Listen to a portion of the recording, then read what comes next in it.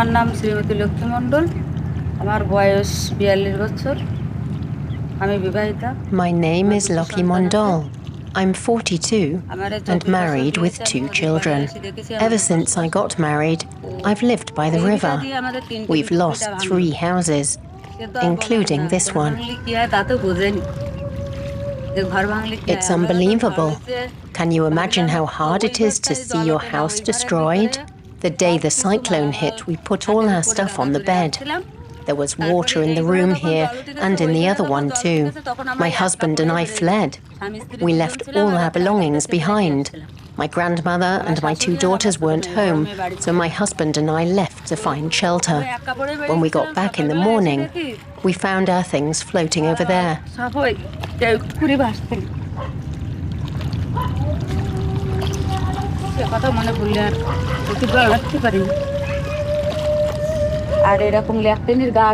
When I think about it, it brings tears to my eyes. From where I'm standing to over there, that was my house, and our land went as far as that boat you can see. I don't want to go to a different country. I just want a solid house that's not at sea level. I want to live somewhere else. I don't want to be hit by cyclones again and again. Who would want that? We don't want to live here, but we can't afford to leave.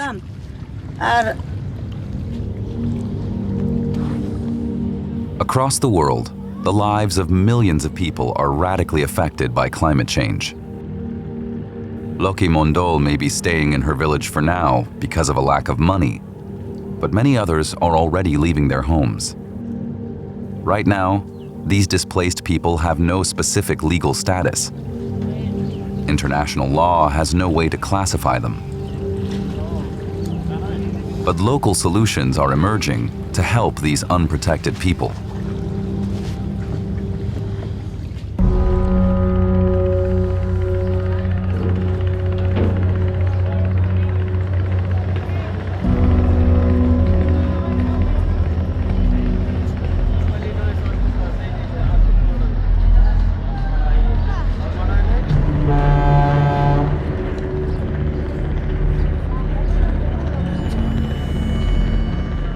Every day, more than 2,000 people fleeing the consequences of climate change arrive in the Bangladeshi capital, Dhaka, via the port of Shadargat. Most will settle in shanty towns that are already severely overcrowded.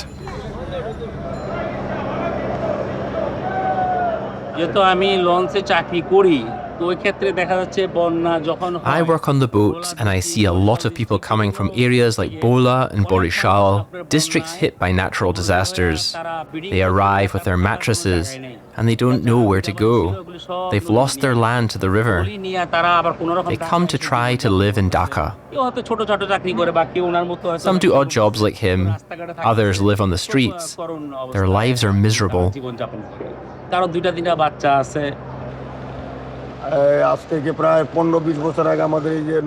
15 or 20 years ago, our houses were destroyed by the river.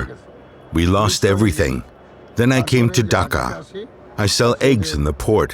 Life is very difficult. We have nothing left. Everything is destroyed. I live like a beggar.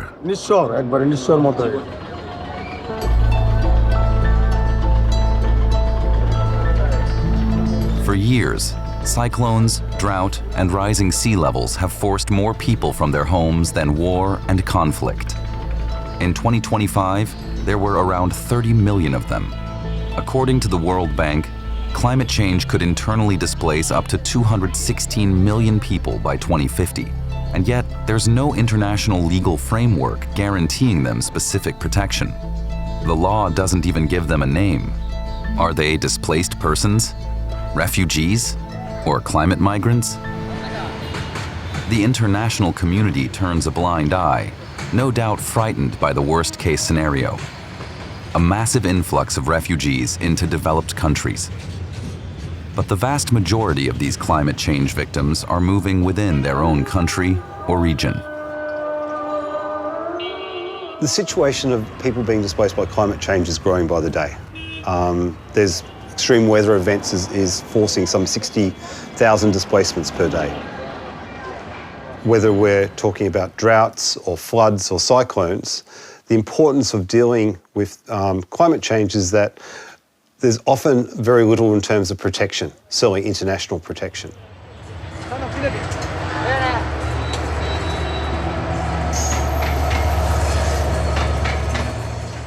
Displacement in the context of climate change, of disasters, is not about people moving from A to B. It's about loss. When you're displaced from one day to another, you lose everything. Your home, your livelihood, your social ties, sometimes your documents, your political rights. So really helping these people is about reverting that loss. And what human rights say is you have a right to housing, you have a right to access livelihoods, to access education, health, etc., etc. Will we see more people become more vulnerable? Absolutely. Do we know whether it's likely to occur? Absolutely. Are we doing enough about it? No. The challenge now is not necessarily just to recognise that people are being impacted, but to do something about it. We have to find what are the mechanisms, tools, instruments that can best provide that protection.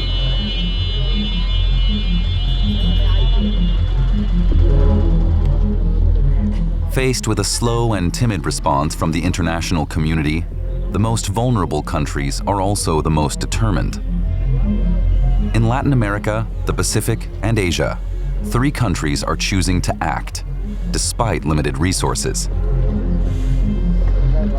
They're responding to an emergency that's affecting them now.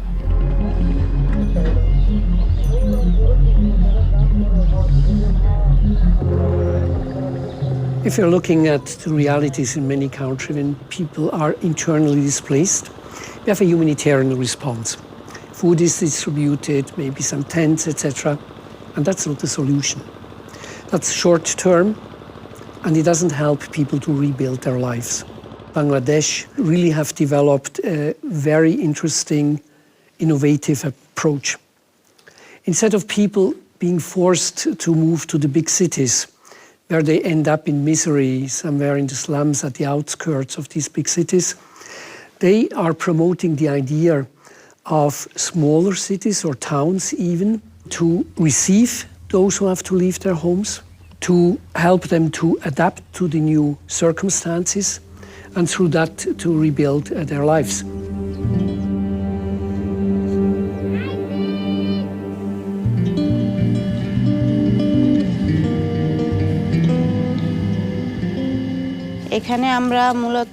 There are 60 families living here. Most came here because of erosion. They no longer have any land or houses. It's a massive problem. That's why they're living here on public land.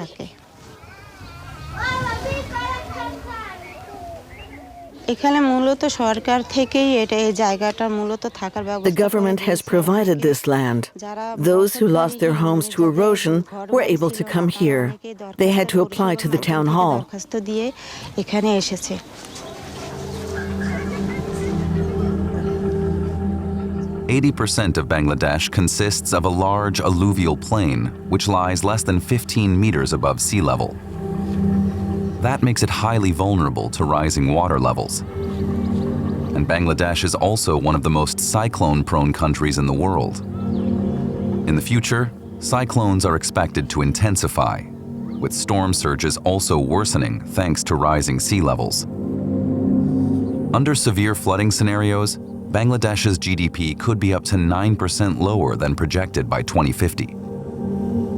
And natural disasters have already caused 15 million displacements in the last 10 years. Model villages might provide a chance for the most vulnerable to rebuild their lives. I got this house thanks to the local councillor. I didn't pay for it. There are 60 houses here, but over 1,000 people applied. They took into account those who had a piece of land and those who had nothing.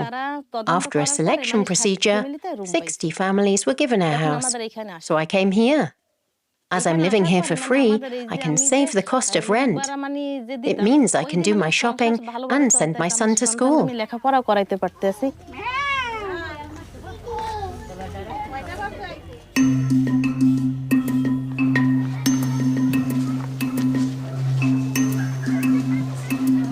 This model village in Mongla came about thanks to the efforts of the Bangladeshi government, local authorities, and BRAC, the country's largest NGO.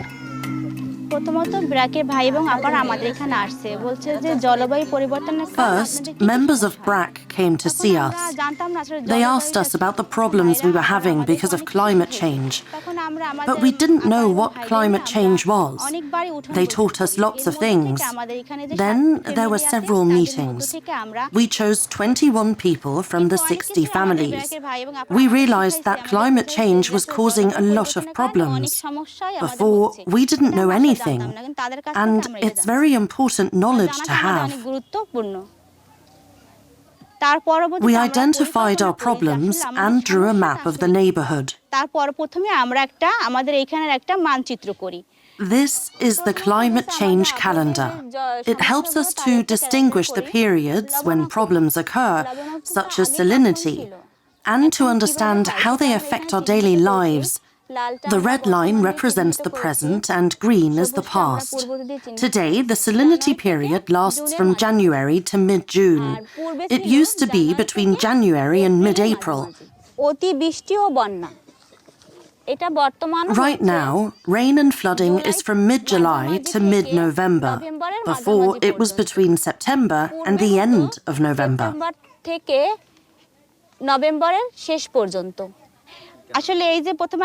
Salinity is our main problem. We've tried to understand its consequences. First of all, it poses a problem when it comes to getting water to meet our daily needs. There are also risks to health, housing, vegetation, and so on, and we're trying to find a solution.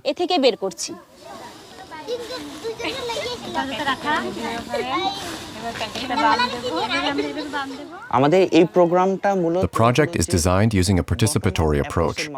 We start with the needs expressed by the communities. We never impose top-down decisions on them. Quite the opposite. We develop projects based on what they ask for.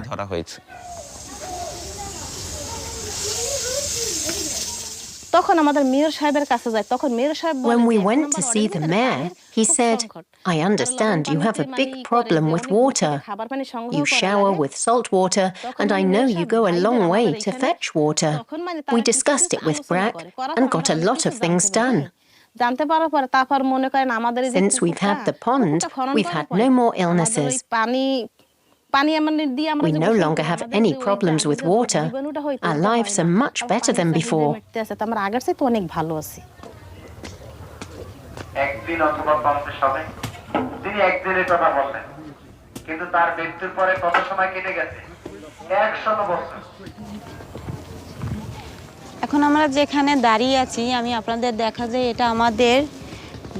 Up here is the rainwater harvesting center. We store 20,000 liters of water here. You can see the tanks. We collect rainwater. There are specific collection times. A committey organizes the distribution of water on specific days. It happens 3 times a week, on Fridays, Mondays, and Wednesdays. Each family has the right to 20 liters of water a day.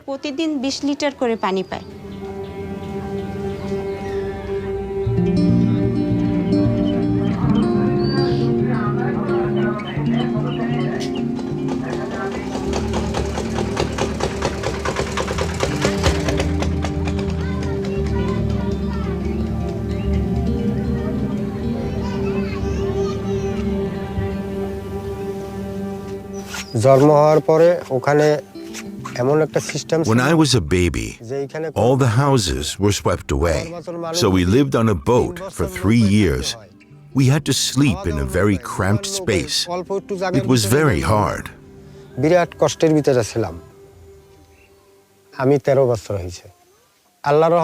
I've been living here for 13 years.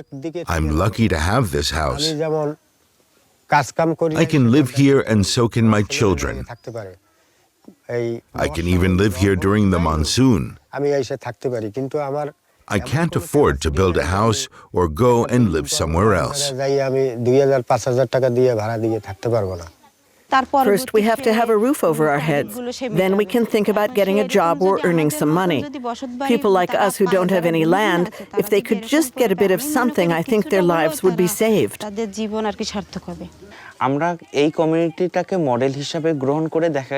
We'd like to show that we could replicate this model village in other countries or regions. In the future, it could be replicated all over the world. But the main problem is funding. There's a lack of money. And that makes it difficult to take this project forward on a larger scale.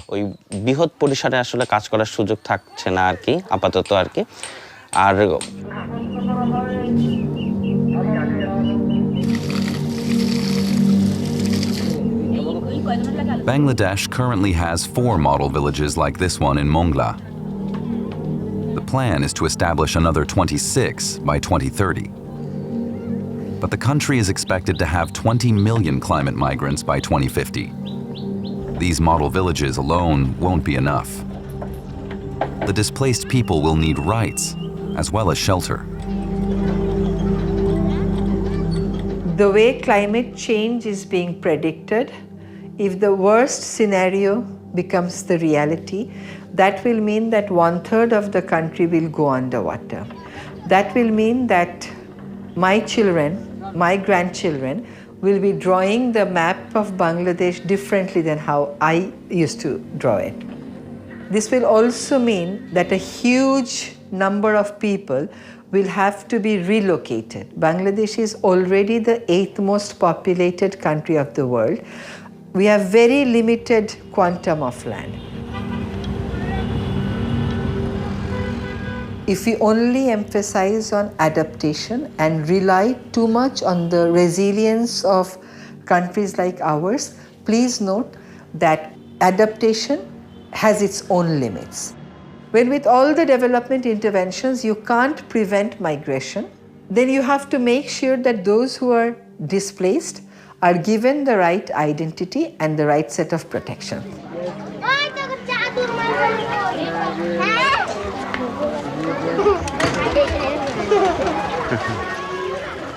Creating a special legal status for people displaced by climate change would require lengthy and complex international negotiations. In the meantime, shouldn't the priority be to recognize and support those already affected? One way to help people to rebuild their lives is to really take law seriously. Human rights law, but also fundamental rights as they are incorporated in national constitutions. Of course, this doesn't work in every country because there are countries with very weak judicial systems, countries that don't really have a tradition of putting constitutional law, putting human rights at the front. But in a country like Colombia, law plays an extremely important role. Colombia, a country rich in natural resources, is particularly exposed to the effects of climate change. Prolonged droughts in its Amazon and Andean regions are threatening food security and energy production. And rising sea levels along Colombia's Caribbean coast are affecting indigenous communities. But in the face of these challenges, the country has invaluable experience. Colombia has spent decades dealing with internally displaced during the conflict, and so they're very strong in terms of human rights, they're very strong in terms of the protection of people that have been displaced, and remarkably, they're almost a world leader in understanding that if people have been displaced by conflict or by climate change, then they need to be put in a place where they're not put at further risk. Colombia has developed a unique system of legal clinics across the country. At these advice centers, law students are supervised by university teachers and practicing lawyers. Together, they provide free legal assistance to the most vulnerable. Today, protecting climate migrants is a priority. Bueno, ¿cómo están todos? ¿Todas? How's everyone today? Bueno, además de la violencia del conflicto armado, In addition to violence and conflict, natural disasters also cause forced internal displacement. That will be the basis of our discussion. So you, the team representing the displaced people, first have to present the facts and put them in the context of the strategy I've just outlined. Then we'll analyze the court decision. Y luego de eso, entonces vamos viendo la sentencia. Esta es un poco la historia de Doña Ana. This is the story of Doña Ana and Don José, two elderly peasants. They were farmers in Saravena, in the Arahuaca region near the Bojabá River. The problem is that since May 2015, seasonal bad weather has caused the Bojabá to burst its banks. Their house and crops have been flooded. These are peasants who used to live off their crops. With the river overflowing, they've lost not only their home and their community, but also their livelihood. Su forma de sustento. José and his wife Ana have become the faces of a landmark legal battle after flooding forced them to abandon their home. Cuando ocurre un desastre, when a disaster occurs, when a climate risk materializes, what are the state's obligations? Based on this, working with teachers, professors, and legal advice centers, we've identified the legal actions to be taken and determined the way forward. In 2019, Doña Ana and Don José were forced to flee their home and move away. Their case reached our group of lawyers in 2020. We started by asking ourselves whether Ana and José could be considered displaced persons. I'd like to stress that when the case came to us, the first question we asked them was actually a statement. We told them, "You've been forcibly displaced and we have to ask the state for help in this situation." And their response was, "No, we're not displaced because there was no violence or armed conflict. It was the river's fault."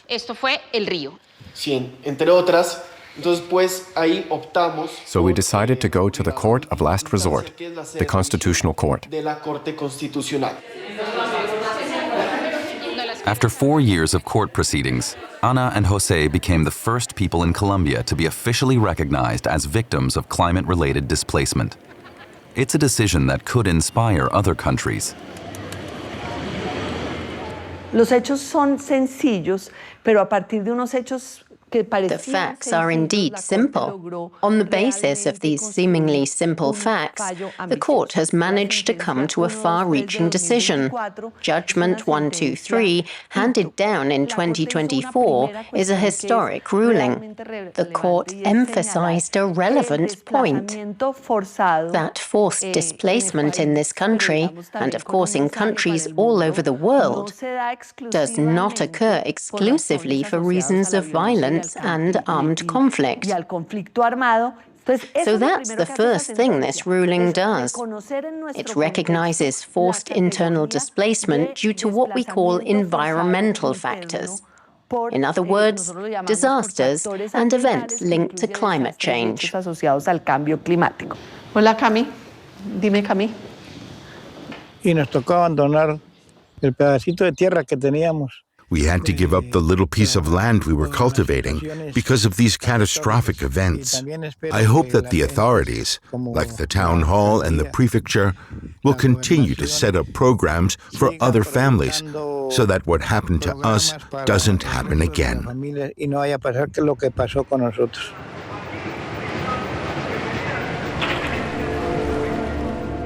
Esta sentencia ordena, primero, y lo más importante, reconocer.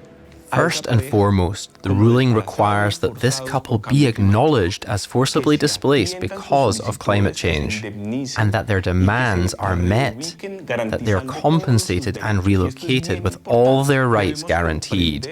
And that's very important, because when a person or group is displaced because of climate change, it leads to a whole series of human rights violations, like the right to food, education, health, and so on.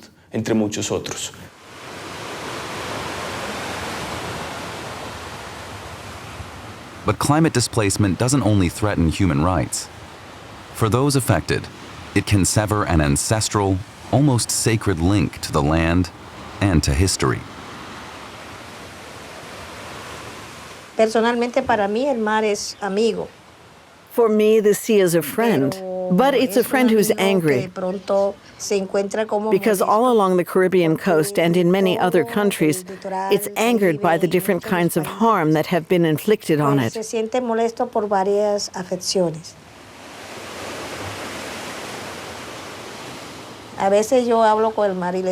Sometimes I talk to the sea. I say, "We haven't done you any harm. At least I didn't hurt you.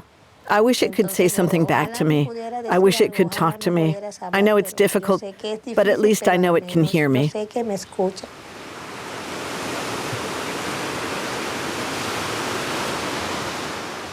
En la Guajira colombiana se presenta una situación preocupante. The situation in the La Guajira region in Colombia is worrying.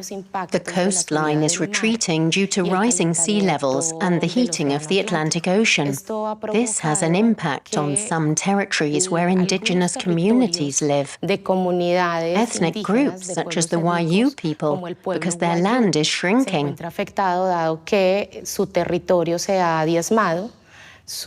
It's affecting their sacred places, as well as water storage and farming, and they can no longer fish because of the impact of rising sea levels. But some are taking on the authorities and fighting against the lack of attention, like the Tulia community. It has a great leader, Clarena Fonseca. She's followed in her father's footsteps. She spent years fighting for her community.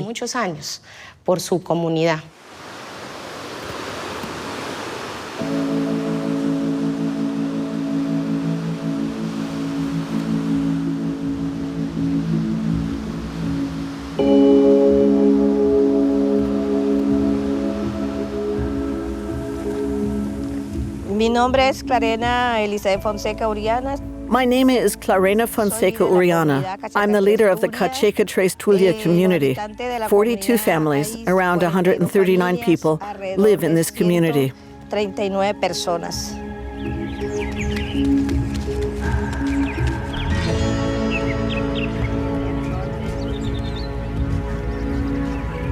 Aquí es donde está el colegio. There's the school, the huts, the main houses, and the community hall. Meetings are held in that small traditional house. This is the main village of our territory. Welcome. Bienvenidos.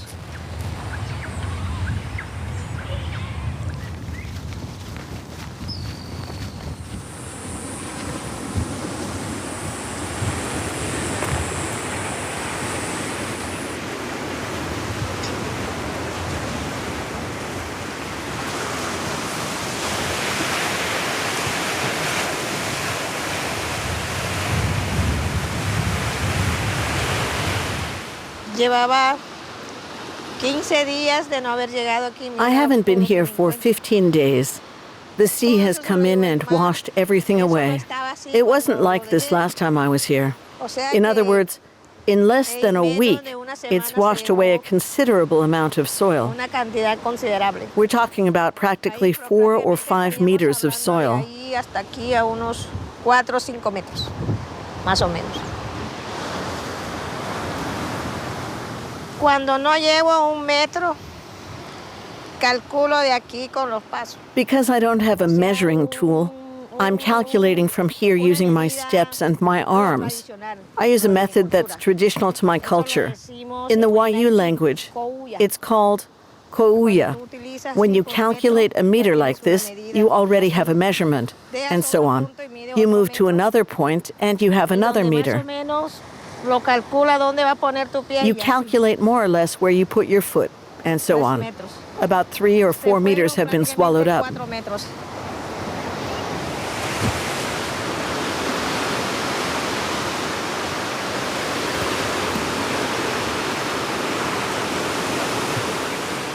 1,5 kilómetros, que eso está donde está la línea marrón. About 1 kilometer away at the edge of the brown area there, that was dry land. And further on, there was my father's pier. Here, about 100 meters away, was my grandparents' house. This is where they founded the village. After my father was born, he grew up there. Today, my father is 89 years old. We had our plantations here like this, and also our land. There was also a pier and houses. Today, they've disappeared.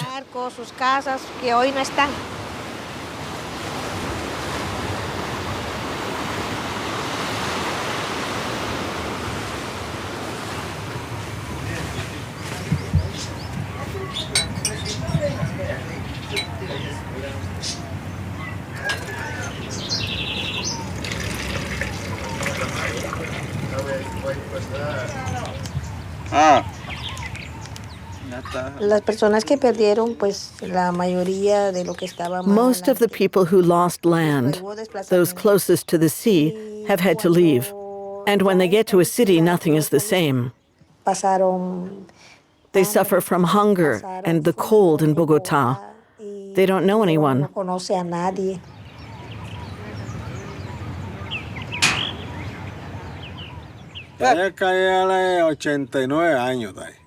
I'm 89 years old. 89 years without leaving this community. I've grown old here without ever leaving my community. I really couldn't relocate anywhere else. Moving or being relocated is not an option. I've always been tied to this area.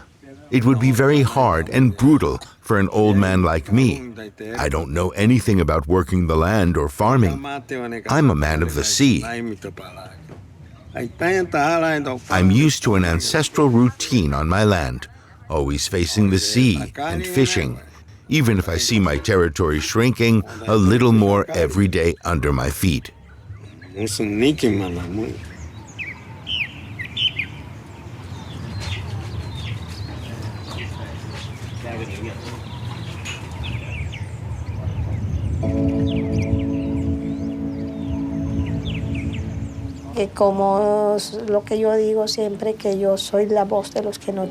I always say that I'm the voice of the voiceless. So I rolled up my sleeves and said, I'm going to do something, even if it seems impossible. I filed a complaint. I took legal action against the regional and national authorities because I couldn't take it anymore. I couldn't stand their negligence. I couldn't stand all this damage to our territory.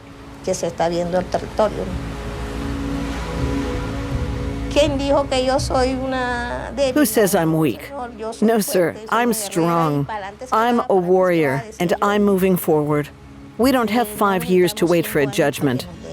We don't have 5 years, we only have 5 days, or less than that, because it's here, and houses have already been swept away.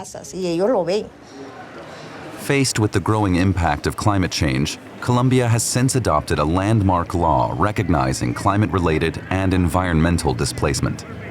The new framework requires the state to identify affected communities and provide protection, assistance, and support for rebuilding their lives. All we have left is the dignity of being what we are, the native peoples, the indigenous peoples, that we now have to save and preserve, even though we've been affected by all these circumstances. But we're still here, on our land.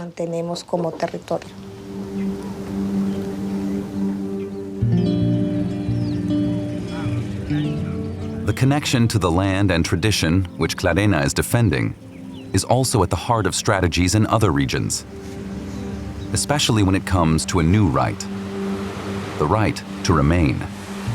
But implementing this right is not easy amid the harsh realities of climate change.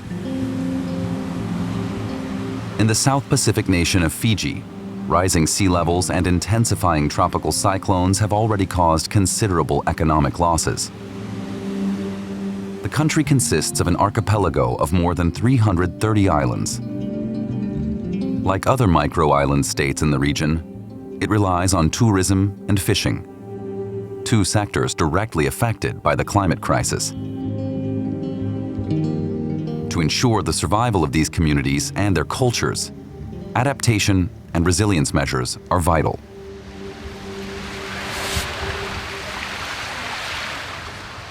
God, our Creator, our Savior, our world is in vulnerability stage. We pray your blessing on these families and their communities. Please daily remind them that they're not alone. They have brothers and sisters who will stand and walk with them, and also will be their voice in these communities, in this country, and in our world.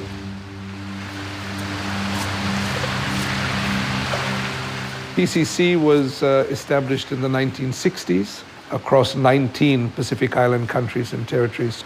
Member churches and their congregations account for about 70% of the Pacific's human population.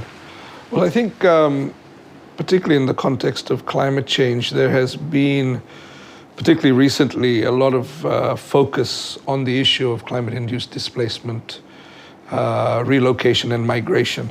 We use the term in the church, we use forced migration because really nobody wants to leave their home.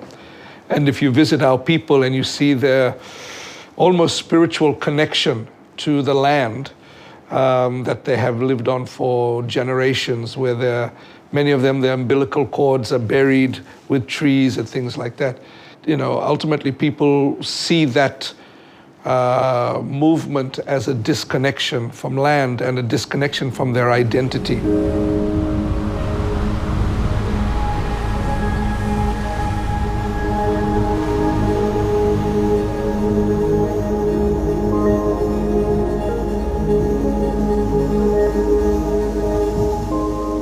I wasn't born at that time, but I found out from my parents or my uncles that in 1952 we had a mini tsunami.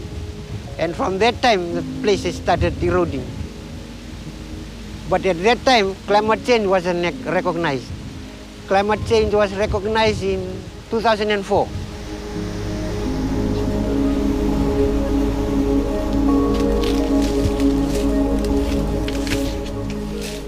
I was born here. My dad was a carpenter, pulled his house out. I was 10 years old. Then we moved in the back there.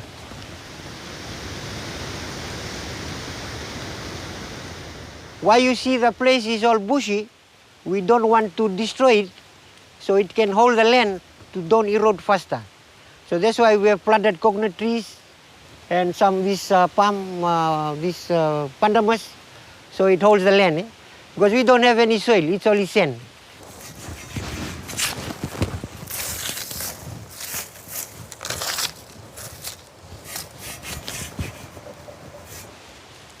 All these people, they stayed here. They died here, and we bury them here. But now, we cannot bury anymore here, because we dig only this much, there's only sand and water. Sometimes we have to wait till it's a very low tide, then we start digging. Then one person has to run to go and tell them what time to bring the coffin to put it inside. So we have to, one fellow have to keep on sending the message. Once the digging finish, put the coffin. Bury it same time, fast. If you wait a little, all the sides of the sand start falling in and the water rising. Sometimes we have to build the water, then same time you bring the body and put it inside and bury it. But we have stopped it. No more burial here now. We have to find a new place for burial, for me.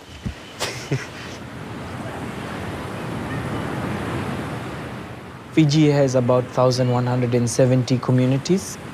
Displacement in the long run would be more than 240 communities in Fiji. No one talks about the non-economic loss and damage, where you cannot put a dollar value. For example, when you relocate a community, it's a hard ask, a very hard ask, because you are attached to the land, your ancestors have been there, that's where you identify yourself from. And asking us to relocate There is no amount of quantification that can actually put a dollar value to that.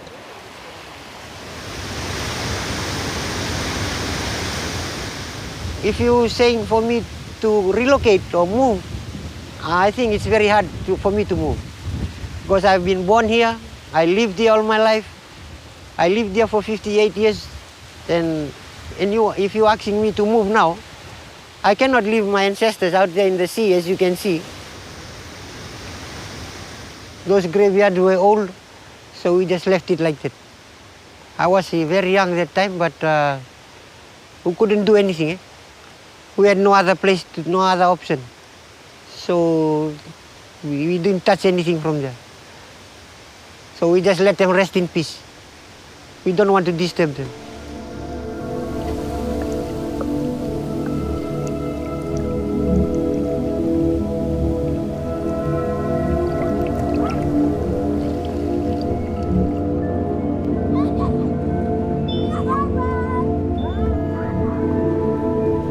What happens when whole communities start to move?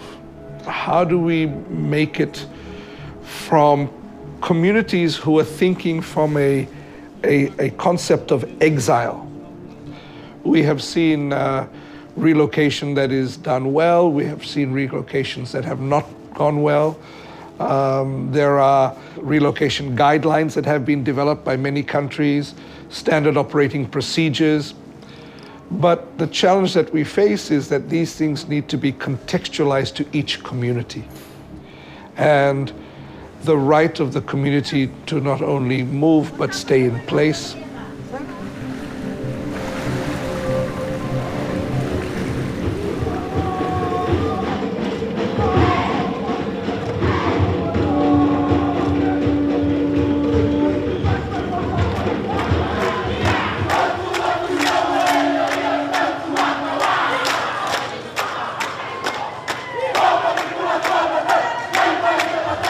The Pacific Island region is a step ahead of the rest of the world on this issue of climate change movement. Governments understand that working together in solidarity is a strength of the region. In 2023, the forum leaders endorsed what's called the Pacific Regional Framework on Climate Mobility. It's the first of its kind anywhere in the world. We have the commitment from the leaders of the region, from the 18 member countries of the Pacific Island Forum, and we're currently in the process of developing an implementation plan. Never before has the need for our voices to be heard been more pressing. Never before has the need to stand by our choices, our decisions, been more vital. And never before have we had an opportunity to embody the Pacific Way, together as one. The Pacific states are responsible for just 0.03% of the world's greenhouse gas emissions. And yet they're on the front line when it comes to climate change. Rising sea levels threaten the very existence of low-lying nations such as Tuvalu, Kiribati, and the Marshall Islands. The unique regional framework adopted in 2023 creates a shared responsibility between all the states in the region, looking beyond national borders. The migration outwards to another country is recognized in the framework. It's enabling Pacific Island people to go to Australia and New Zealand and access labor opportunities. But the priority really is for staying in country, which is a challenge for the Pacific. Yeah, so I think one of the key components of enabling people to stay is a human rights-based approach. And within that is included ideas like free, prior, and informed consent. So the people are provided with enough information to be able to make an informed decision about whether or not to move.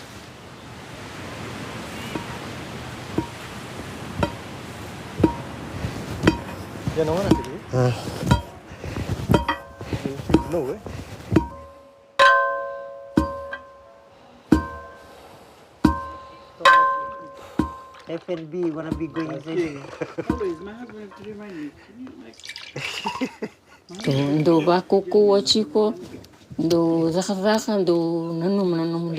My role as a mother is to talk to my children. and tell them to stay strong, to work hard, and to think about their village. As my husband said, some people leave and forget their roots. I've always told my children not to forget their village, because this is where they grew up. And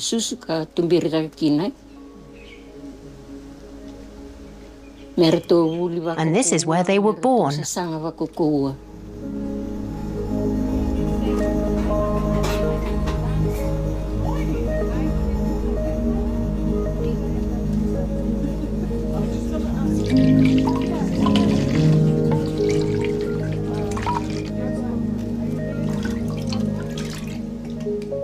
It's not fair on us or people to assume that we will just flee into a country seeking refugee.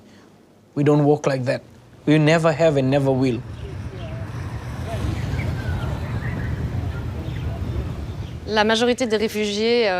Today, the majority of climate refugees or displaced people are internally displaced. According to official reports, international movement is very limited, and yet there's a tendency among political authorities to talk about a massive influx of refugees, a refugee crisis, even though the figures are not there to back up these words. The global north bears a historic responsibility for what the people of the global south are experiencing today.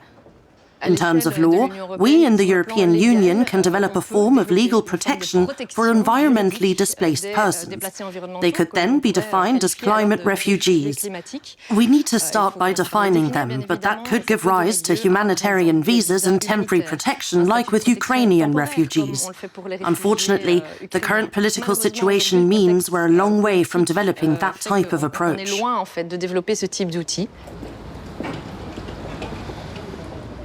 Here in Europe in particular, but also in Northern America, we have all these tendencies to rather close borders, not open them, in general.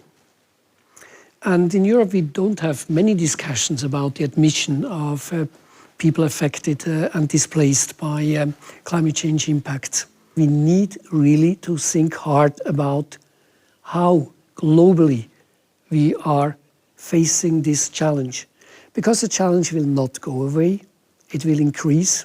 And it's better to start now, to plan, to make those kind of migration and movements of people regular, managed, and not wait till we are faced with unmanageable situations. And it's always the same thing. Planning ahead is better than missing that chance and then get into chaotic and very difficult situations. In terms of international law, climate migrants remain largely invisible. But there is hope in the form of regional solidarity, the recognition that people have a unique bond with the land, and new forms of protection that are still being developed. Many people may be able to remain in their communities rather than face displacement. As for climate migrants who are forced to leave their country, official recognition as victims could provide access to protection and support, something many still lack. The international community is not serious.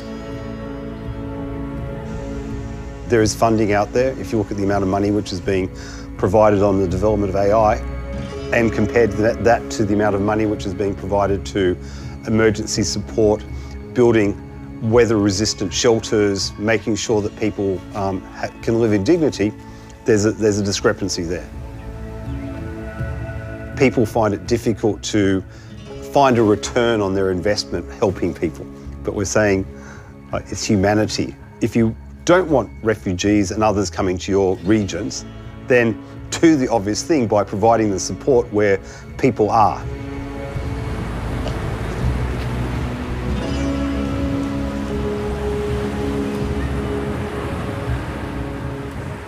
Time will come, I won't be here. Then my generation, my children, my grandchildren, they will be the ones who suffer. But I used to say to my children that whatever happens, they will have to decide properly. Like my father decided to move here, I've decided to stay here. Because climate change is, he doesn't make friends with anyone. He's a monster. I think the biggest monster in this earth is the climate change, because the whole world is affected by this climate change.